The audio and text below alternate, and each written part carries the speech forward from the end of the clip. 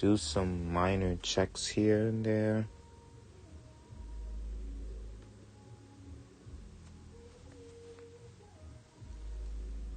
Okay, I'm alive.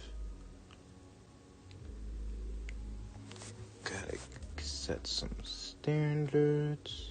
You know, the usual.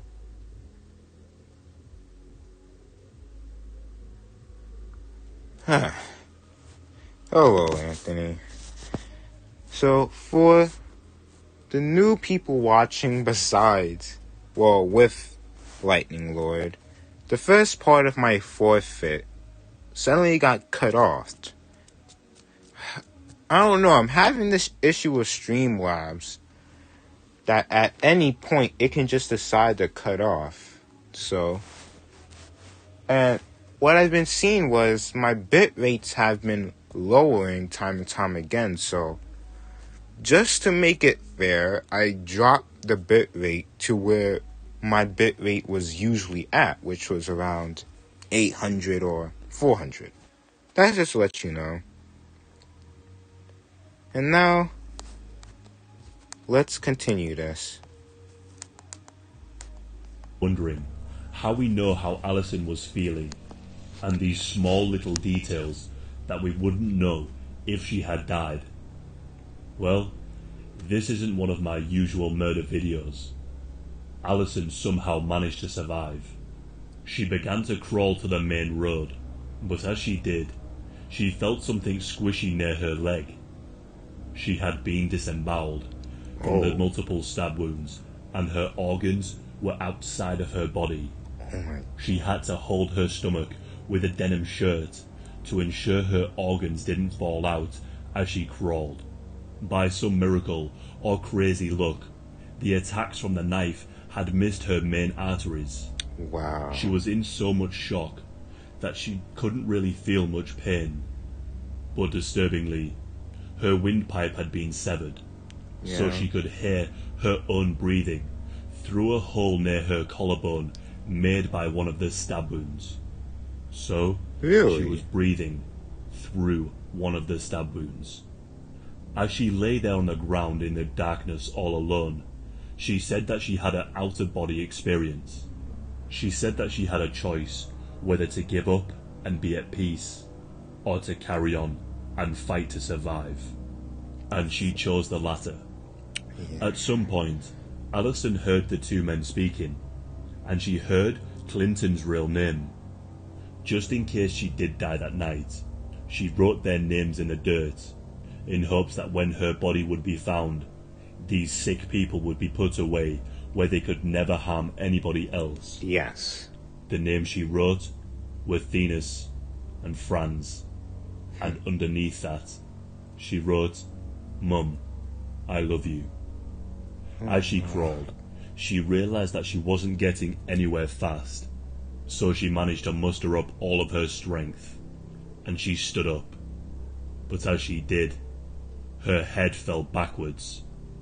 They had hacked into her throat so deeply that it was almost hanging off. Alison had to pull her head back and hold it in place. She is now walking, holding her stomach to stop her intestines from falling out with one arm, and holding her head in place with the other. Okay. This is just crazy at this point. So, from what I'm getting here is, she got stabbed multiple times. Well, on the leg and on the throat. But I don't know how she survived, but, well, of course they explain it, but they were literally hacking her throat, since they said she was getting stabbed 17 times on the throat. And as she was walking, she had to hold her head in place, and she also had to hold her organs in place, because anyone with a common knowledge of body nonsense would know that if your organs fall out your body, you're pretty much good game. Well, not in a gamer sense, you would die, basically. Let's continue. And she managed to make it to the road. And she was relieved to see a car coming towards her from the distance. Allison was saved. But the car saw her, and he just sped up and drove straight past her. All hope now seemed lost. But miraculously, another car came by, and this time the person inside stopped. They got out and managed to call an ambulance, which took around an hour to arrive, despite the hospital being only 20 minutes away. Hurry, I can explain this. I can undoubtedly explain this. So, the first car, they saw her on the ground, and they speed up. Why would they do that? Well, two things. One, fear. Because we all have a common knowledge of when to run and when to fight. This one, in their mind, was run, because they saw how damaged she was, and they probably noticed this area around town was pretty dark. So they must have thought something was happening. And when they thought something happened, which made her look like this bloody mess, they knew what was going to happen if they do something. So they sped off. While the second car saw her, and they chose the first one. Well, scientifically, it's called fight or flight. A fight or flight reaction. You either fight or you flight, basically. And the second car, fight. In a way, they actually helped her. They got out of their car, helped her in, called the ambulance, and boom. I believe that with the amount of blood that she lost at this point, if the second car dipped, then it would have been all over. Because you have to really think about it. Her leg is nearly passed out from all the blood it lost. Her throat is pretty much all the way damaged. But miraculously, they didn't get the key points in the throat, which would KO a person. Well, not knock out, but they will kill them. And, I mean, I'll have to say, seeing her in that situation, I would have dipped. I know it sounds bad, but I don't know what could have I done. If I see someone looking like that, which I know deep down they need help, but at the same time, this is a completely dark area, and only my lights are the ones that allow me to see. So, I mean, they both have a fair point to why, but I feel like the second person had the genuine response that everyone would want to see. Someone getting an aid. Alright, let's continue this fiasco. She was on the brink of death when she finally arrived at the hospital. Allison's injuries were unlike anything doctors had ever seen before, and because she had crawled with her intestines hanging out, there was a large amount of dirt and sand that had gotten inside of her stomach and all over her intestines. This needed to be cleaned immediately to stop any infection. The emergency services managed to save her life that night, and they got her breathing through a tube. The police came to show Allison some photographs of criminals in the local area to see if she recognized any of them. And as they turned the pages, there they were. She was unable to speak due to the tube in her throat, but she managed to write down their names. Her attackers, whose names and faces she had vividly remembered, were located and put on trial. The men's names were Thenas Kruger and Franz de Toy. They were in the folder for 2 previous rapes. Wow. They were also practicing Satanists who carried out ritualistic abuse. Oh. But there was one problem. To take them to trial properly, she needed to vocalize her accusation against these men. Yes. And she couldn't do it with a tube down her throat. But, against the doctor's orders, she demanded them to remove it. And so, they did. And she was able to clearly verbalize her accusation against these 2 cowardly attackers. They were both served life sentences in August of 1995. After the traumatic attack, Alison struggled with serious depression and struggled to work. Guys, just look at this. By the way, the second person here, welcome. I think you're probably the same person as last time. If you're not, then I'm the Ominous. This is the second stream that I did on YouTube, and I can't even explain it. I'm doing a forfeit to where I have to react to this YouTuber named Disturban, and, well, now I'm reacting to it. But guys, look, this speaks for itself, honestly. The saying, a picture is 1,000 words. This is exactly 1,000 words here. As the story said, the man tried to decapitate her by cutting her entire neck off. And, oh my gosh. It's just crazy how she's even surviving at this point.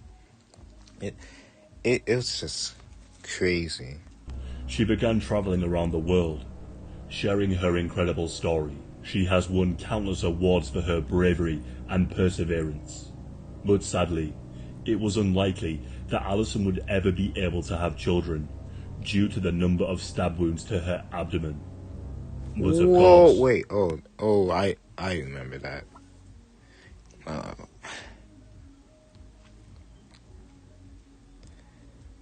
I don't know what it feels like getting stabbed there, but it sounds gruesome. It sounds gruesome.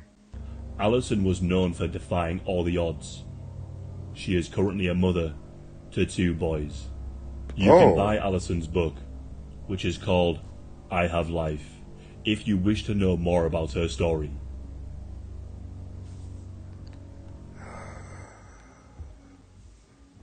Alright.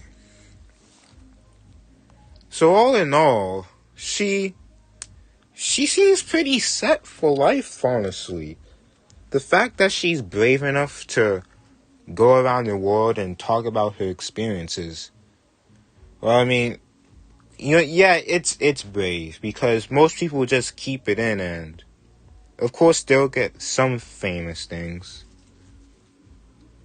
Yep, that's that. That's that indeed. Huh.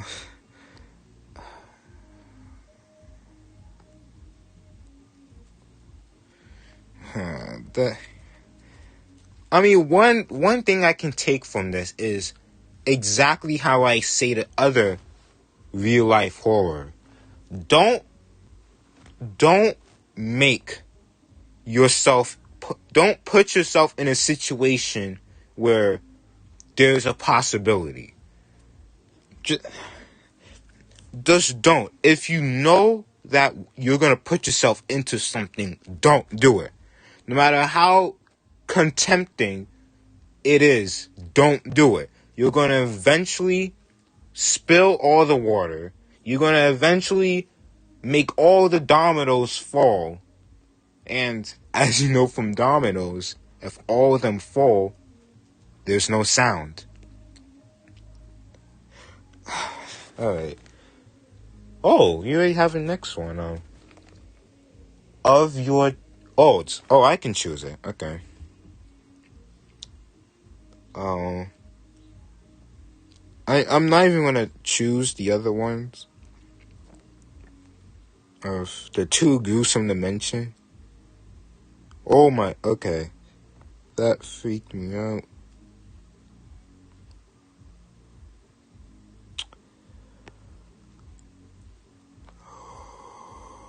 Oh my god.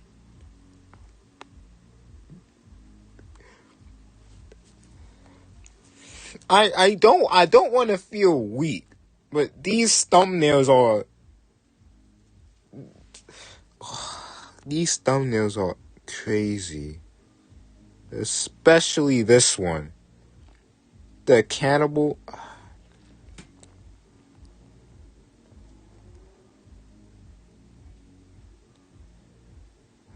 Oh my gosh. I'll see, I'm going to choose one that I can relate to. Of course, I haven't been in any of these incidents, none like them, but something I can relate to.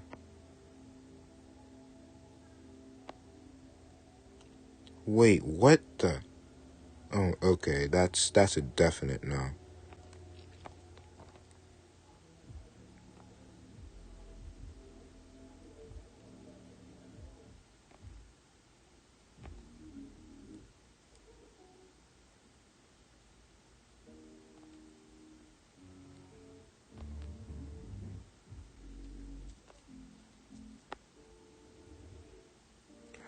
Alright. I think these were like the good ones since they look more quality. Oh,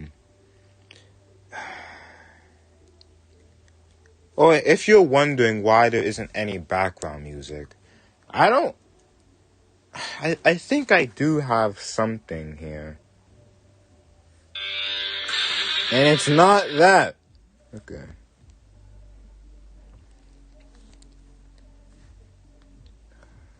I think I have... Oh, yeah. This. Unless this... Okay, we're just not going to talk about that.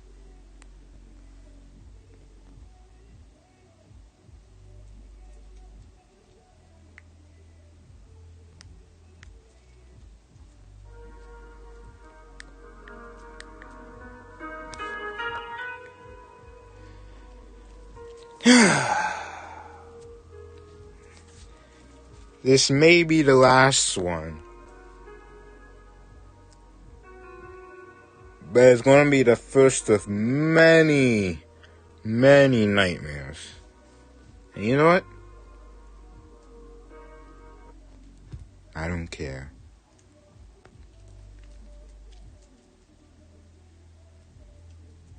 What in the world? Okay, that is...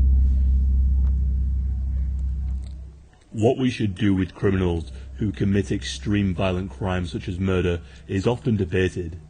Should we kill them, let them rot in jail, or do our best to rehabilitate them and help them become productive members of society?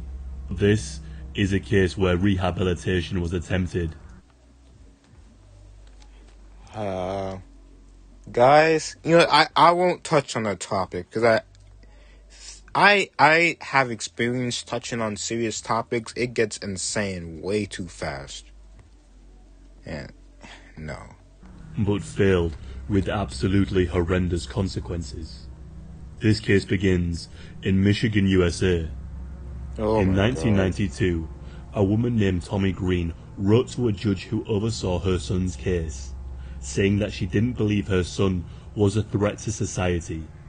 She pleaded with a judge, saying that a long sentence will not make him a better person, because he has suffered enough already and will continue to suffer for the rest of his life if he was not given another chance soon. Yeah. She added that she hoped they would have the heart to forgive her son, who was named Gregory, and give him the opportunity to prove himself. The only thing was, Gregory wasn't in jail for some minor offense. He was in jail for doing something almost unspeakable. Gregory Green had killed his wife, who was named Tonya Clayton Green, in 1991 when she was 6 months pregnant. What? killing his unborn child in the process. What? Gregory pleaded not guilty to second-degree murder and was sentenced to 15 to 25 years in prison. Before she was killed, Tonya had spoken to one of her friends in private and claimed that Gregory might be taking drugs as he wasn't acting himself, and it seemed to have happened all of a sudden. The day she was killed, she called her best friend, saying that she was going to church and then she was going to pack her bags and leave. But this would be the last time her friend would ever get to speak to her again. When she returned from church, it's thought that she confronted him with plans to leave. So, he took a knife from the kitchen and stabbed her multiple times. He stabbed her in the stomach, chest, and face. Tonya had 2 other children with another man before she met Gregory, and thankfully, they had been hidden away in the upstairs closet until the police would later find them. Thankfully. Gregory called the police to tell them in detail about what he had done to his wife. He then sat outside and waited for them to come. Once they arrived, he let them into the property and showed them the disturbing crime scene. When Gregory went to trial, he tried to plead insanity, but this was quickly disregarded and thrown out after a psychiatric evaluation concluded that he was indeed sane, which is a rather frightening finding. While in prison, Gregory was denied for... Guys, the reason why he's saying that is because that means what he done was his own will. There wasn't something that was... There wasn't anything that in his mind that wanted him to do it. He did it completely by himself. He did it in a clear... Basically, he did it in a clear state of mind. He knew exactly what he was doing. He knew exactly what was happening. And, well, as you can see... Actually, this is a weird photo. Parole on 4 different occasions, as he didn't seem to show any empathy or remorse for taking his wife's life. And not only that, but he was also reported to have blamed his actions on Tonya. There isn't much information that I could find on this man before he committed these crimes, but it doesn't seem like he had any prior convictions. Despite the truly disturbing crime that he committed, Gregory had a strong support network on the outside. And like I said before, his mother supported him and wrote to a judge asking them to forgive him only a year after he killed his wife.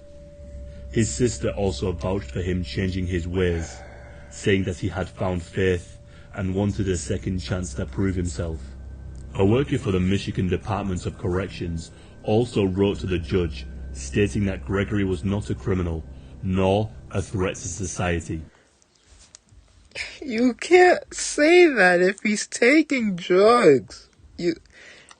They're all missing the point that this person took drugs, and it was only a matter of time before something sets him off and makes him go haywire. As of this point, they didn't say anything about his drug addiction. Well, he was taking drugs anyway, which is already bad on its own. But they never said he stopped taking drugs. Meaning, if he was freed, he would go back to taking drugs and this exact thing would happen. So unless he stops taking the drugs, he's going to do the exact same thing. And that now he was capable of being a positive influence on the community. And then, a pastor by the name of Fred Harris wrote to the parole board on multiple occasions after he found out that Gregory was denied, stating that he was friends with him before his mishap. And yes, he did actually say mishap in the letter when referring to the brutal murder of Tonya. Alright, let's just read this real quick. Dear sirs, this is a letter of support. Actually, this is... I'll just read it anyways. This is a letter of support for Mr. Gregory Green. Gregory and I were friends before his mishap. Oh. You see, one thing that would have changed here was that Gregory and I were friends before his what? Because this isn't any mishap. He was taking drugs, and it was only a matter of time, right? The dominoes started falling once the last one fall, that was it. So I wouldn't call it a mishap. I would call it Gregory and I were friends before the incident. Or this incident. He went on to say that he was a member of the church that he ran, and that he felt he had paid for his unfortunate lack of self-control and the damage he had caused, and that he was very sorry. He told the board that if Gregory was to be released, he would do everything in his power to help him get back on his feet, and that he would be a welcome part of the church community. Yes. Remarkably, Gregory got his second chance at life early, and he was released in 2008 on parole after 16 years behind bars. The man who had plunged a knife into his wife's face while she bore his child. I actually saw the reason why I saw the gas was because I saw this. I saw this screen, actually. Just to throw that out there. Free to roam the streets once again. For what it's worth, Gregory was well behaved for the entire 16 years he was in jail, apart from a minor scuffle with an inmate over a television. He got into no serious altercations, and he was always respectful to the guards and other members of staff. After being released, he continued his good behavior. He was living with his mother, and he was working and attending church regularly.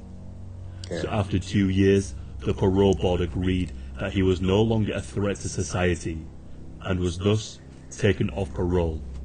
He was now completely free. While he was attending church, he started to get closer and closer to a woman named Faith Harris. And if that name sounds familiar, it's because she was the daughter of Fred Harris, the pastor who had vouched for him to be released early, and the person who had helped him get back on his feet. Faith had 2 teenage children when she met Gregory. She had a son named Chadney and a daughter named Cara. I mean, guys, doesn't this look like a redemption arc, almost? This is straight up a redemption arc out of DBZ.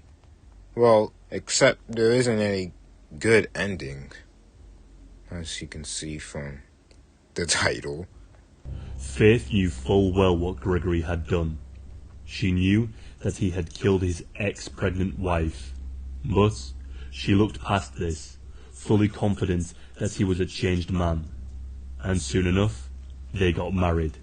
Things seemed to be going well for the couple, and they even had 2 children of their own. 2 daughters, 4 children. Named Keely, who was 4, and Koi, who was 5. But soon enough, Gregory's behaviour started to change. Just like in his previous marriage, he began to get jealous and controlling, and even began to get violent towards Faith. Faith, of course, became concerned and worried, so she filed a restraining order in 2013, which, for some reason, got rejected. What? On the grounds that there wasn't enough information to grant one. I found this rather strange, that a known killer who took his ex-wife's life was now... Yeah, I was about to say the same thing, too. She's saying that out of concern. And they can just look at his track record and they can see that he had the same aggression to his past wife, and what happened next? She died. The worst part is, this is in the USA. I mean, I can't exactly relate since this happened in Michigan, and I'm a New Yorker, if that makes sense. So, and no way I can relate to Michigan, but this is the United States, and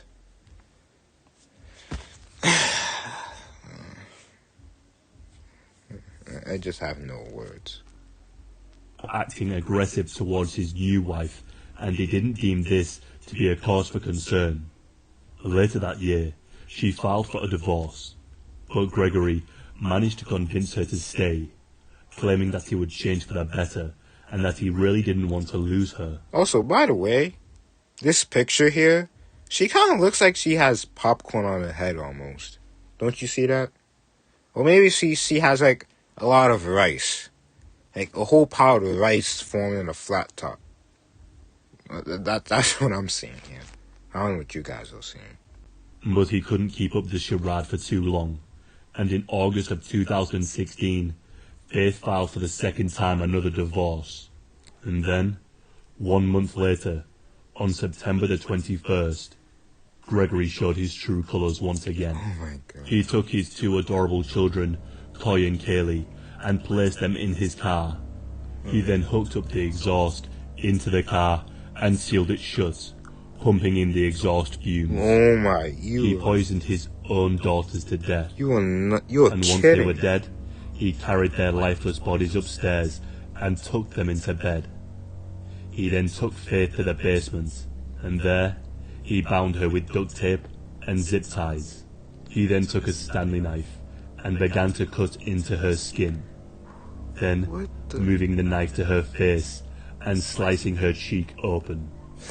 He then shot her in the foot. But Gregory didn't want to end her life. He wanted to hurt her, but not just physically. He wanted to completely destroy her life, and he wanted to savor every moment of pain he would inflict upon her. What? He brought her two teenage children, Shadney and Kara, down to the basement. They were both bound. He then made them kneel in front of her. He raised the gun to their heads and fired 3 shots each into them, killing them execution style. Faith could do absolutely nothing but watch the man she married kill her 2 children right in front of her. And then, just like before, he called the police and informed them of what he had done. He waited outside for them to come and arrest him. At the house, they found the 4- and 5-year-olds' lifeless bodies in bed, and the 2 teens dead in their basement. This is just along cool. with Faith, who was still alive. At the trial, she went in front of him to testify and made a statement. She said, "You are a con artist. You are a monster. You are the devil in disguise. You are now forever exposed," and went on to say that your justice will come when you burn in hell for all of eternity for murdering 4 innocent children, all because you're insecure. Fred Harris, the pastor and the grandfather of the 4 innocent children who were killed, and the man who put so much trust in Gregory, never said a word. Gregory pleaded guilty this time. I mean, at that point, what could you do? You defended him so he get a second life, and he does this to your Like, it's even worse if they're related to you. That's just take things way too far. So I completely understand them when they have nothing else to say.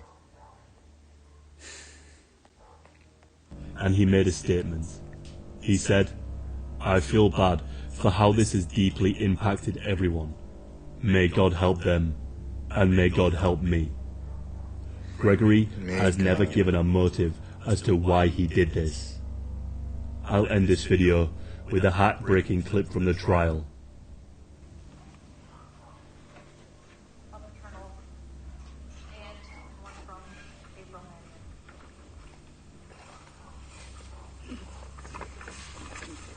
Alright. Exclusive content. Face green. Wait, I shouldn't be mean about this. I'm not happy. I'm not satisfied with the outcome. There's no punishment that fits the crime. Not even torture and death would be justice. Your justice will come when you burn in hell for all eternity for murdering 4 innocent children, all because you're insecure as a man. Plus the other 2 lives you took. You are a con artist, you are a monster, you are a devil in disguise. You are now forever exposed. I've thought over and over again what I would say, even though it doesn't even matter. First of all, I am not, and did not, and will not suffer like you intended for me to do. What you tried to do didn't work. I am and was a damn great mother to all of my children. I was their mother and Oh my gosh, I was so father. I'm the mad. one who took out the time with each Chadney how to treat a woman with respect, each and every one of them. I taught them how to do things as well as people in my family and friends.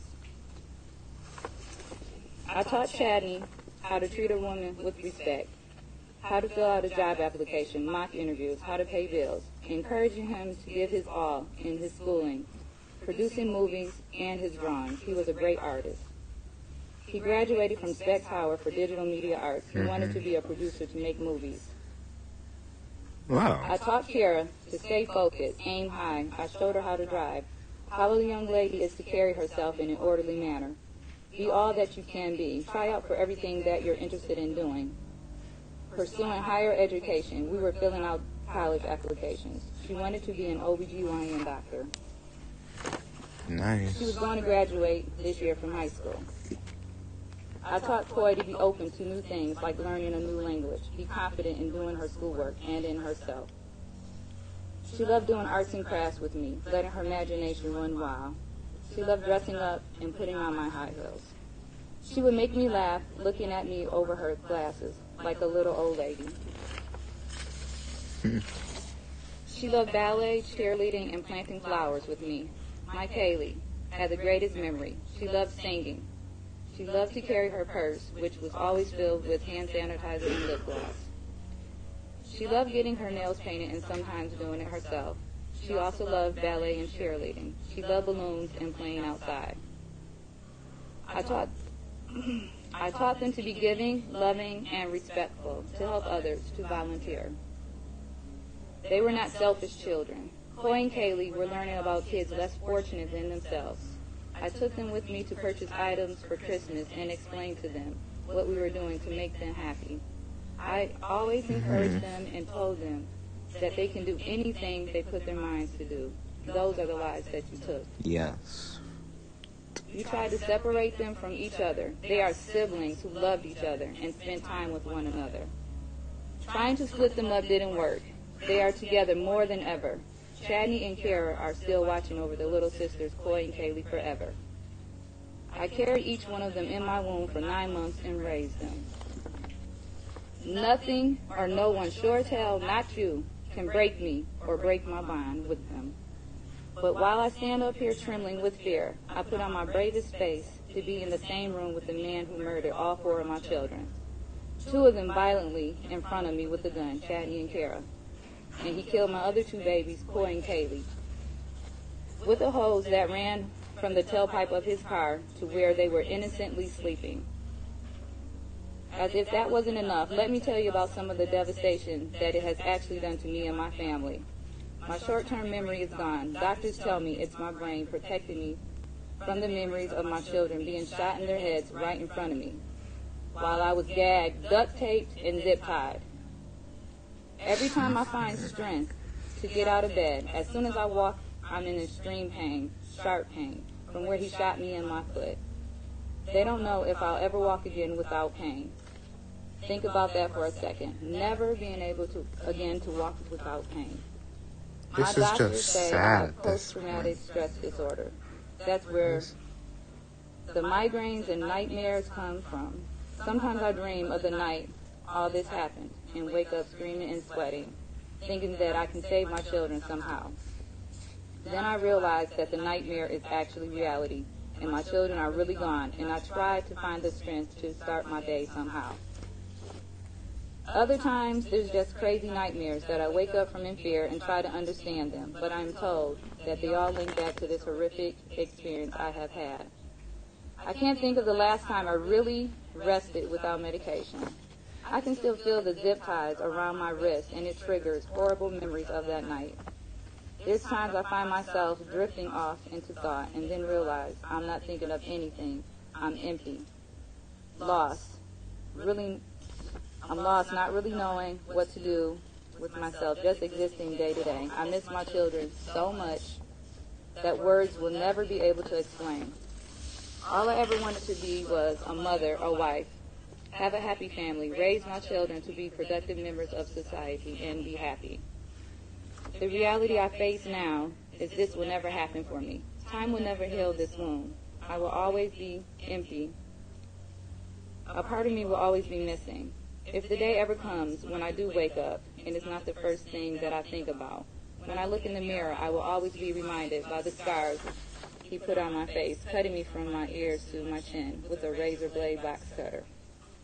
The pain on the left side of my face never goes away. He cut me so deep that it severed multiple nerves that may never... Oh, okay. I'm sorry for not talking much because I view this as a serious moment. So, and one thing to point out, there's this line that starts from her ear all the way down. Do you guys see that? I kept on seeing it. It was a white line. I thought it was a mic or something, but I realized the mic was, well, it was an actual mic sat down there. At the bottom left. So my guess is that's the slash of the cheek then. Because...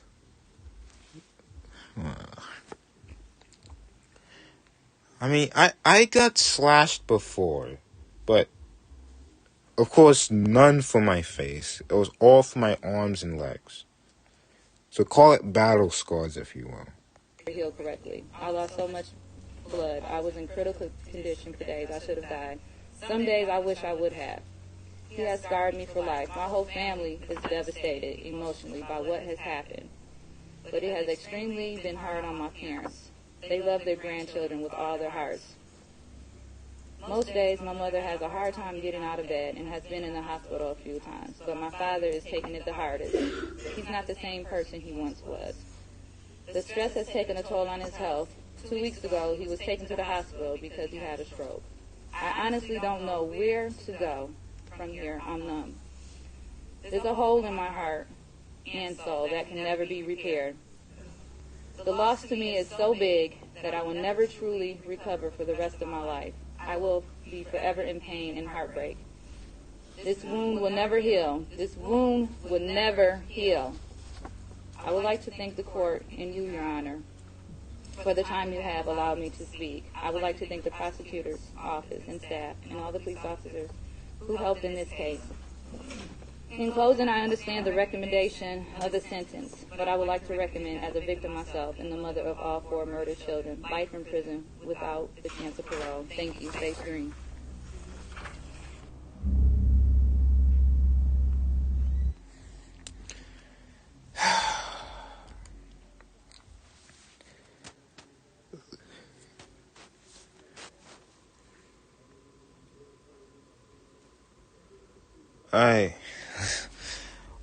I can't say that's that because I did say this was something that I was related to, and I wouldn't say that as I said before, I wasn't witness to this. I just saw this, and well, it was in my 9-year-old mind for most of the time until it eventually got away. Well, you have a scar of your past. Well, I mean, we all have scars in the past. Like, I can't show it, but I have bicycle scars. Because in my younger days, I really liked the bicycle than the scooter. Although the scooter was easy, the bicycle just looked cooler. And, well, I remember having 3 big open wounds on my knees. that I thought would never heal.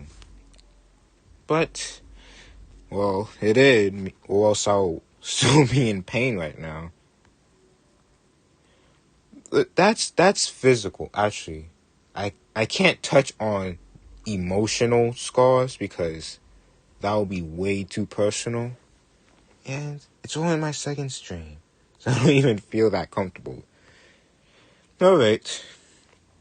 Well, that's it for this.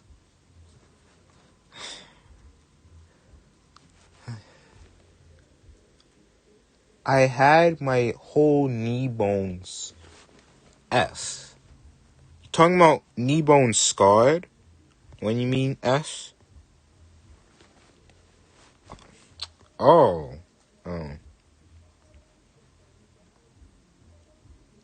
Oh.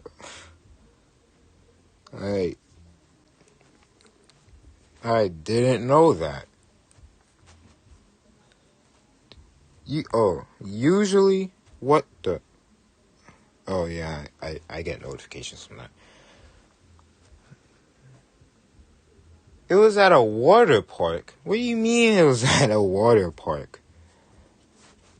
You just like got scraped from the slide so bad that people can see your whole entire knee bone? Also, this looks really interesting.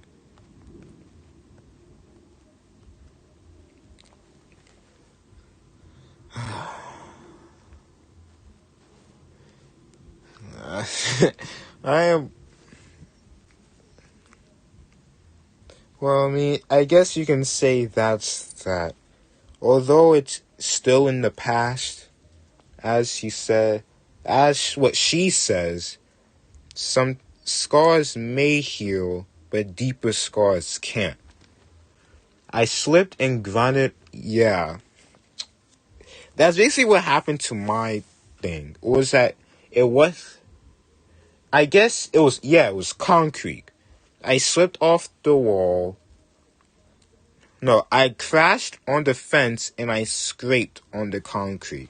And I was going really fast, so just seeing the wound on my knee just scared my life at that point.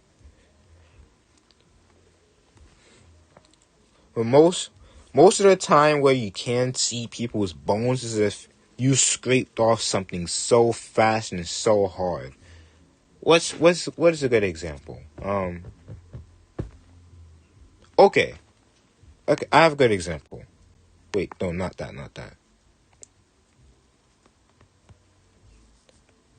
I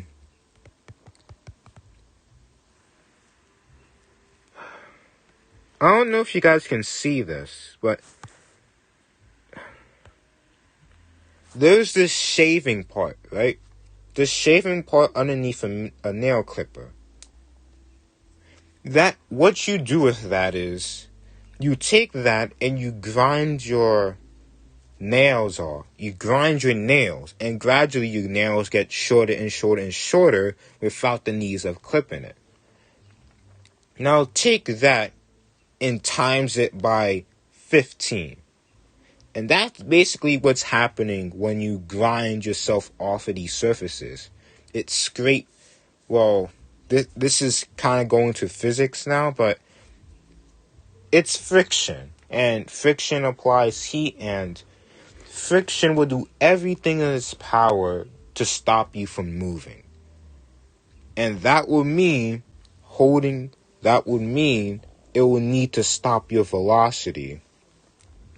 And if you ever been like me or Anthony, who have been in crashes, you'll know that the way it does it is it scrapes your skin and exposes a really ugly sight. I actually have a past example. In 7th grade, there was a summer program, and we were doing an activity, right? I still remember this. My teacher, or my gym teacher, okay, we were playing what was it?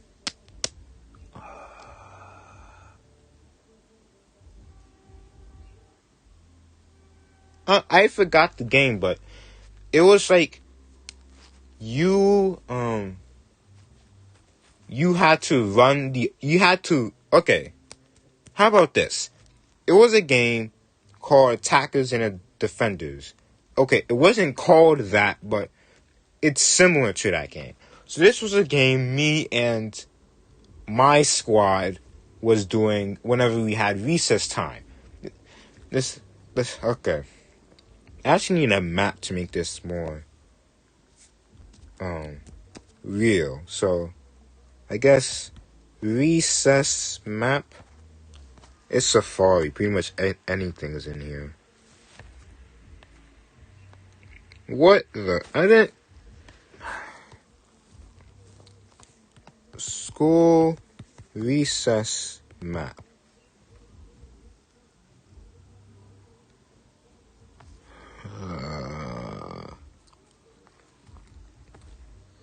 What the?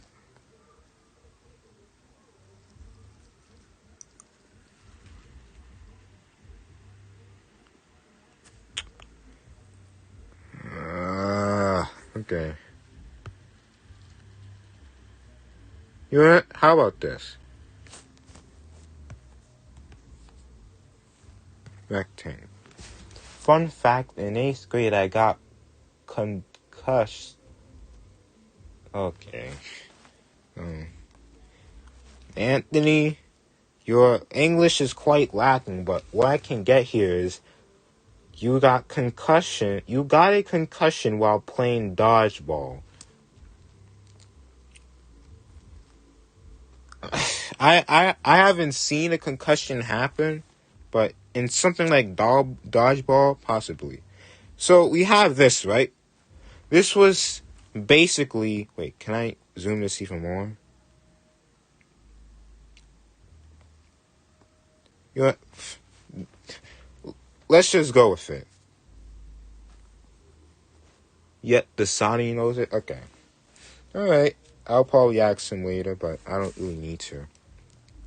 So this was like the demographic map of the recess. And how attackers versus defenders work is attackers will be in side B, and their job is to get to side A.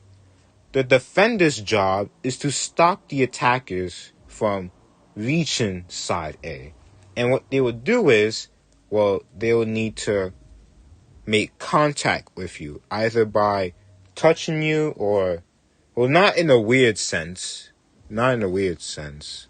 You freaking weirdos. But they will, like, either grab you or they will touch you. Basically. And this, it was a fun game. Actually, I like the very last days of 8th grade school, we played this game, like, all the time. It was pretty fun. It was pretty fun. While it lasted, of course. Yeah. Which color cover you want for your iPad? What? Well, okay.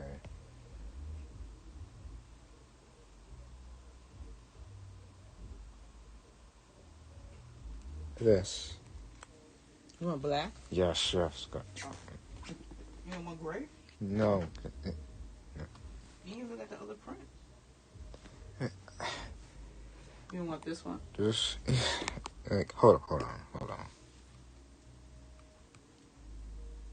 What?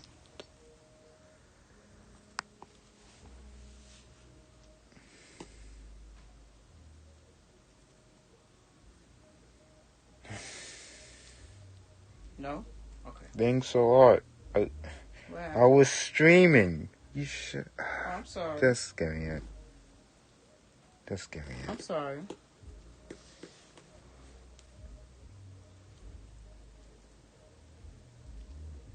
Get me this. You sure? Yes. Okay. I'm sorry. It's okay.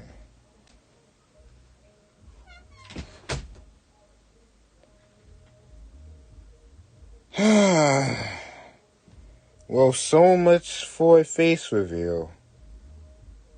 So freaking much. I mean, besides, I'll probably do one much earlier anyways. Because I'm planning on doing Splatoon 2 nonsense with my face. And because it's usually better that way. So, I mean, that's basically it for this stream. And I guess I'll just put the outro nonsense. Gosh.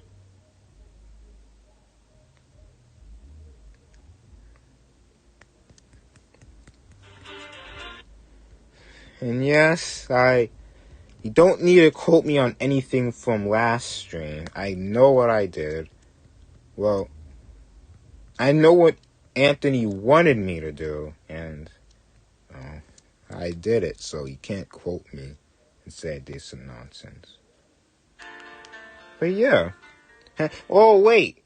Before that, I need to specify something really urgent. There's no schedule. There's no upload schedule anymore. That's right. There is no upload schedule anymore. That is completely scrapped. That's thrown into the garbage, and that has been burned.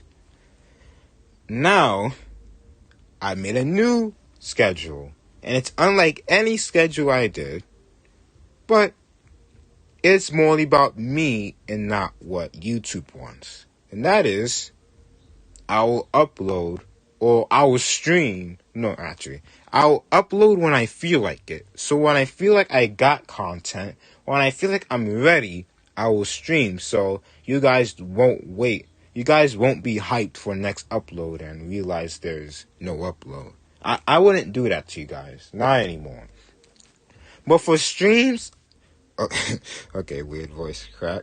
With the streams, of course, I would say that beforehand. I would reveal that I'll be streaming before I stream. Just to make it all the better. And, well, that's all. Well, I hoped you enjoyed. And, Anthony, I hope you enjoyed. Since I kind of know you like watching these now. Which is insane.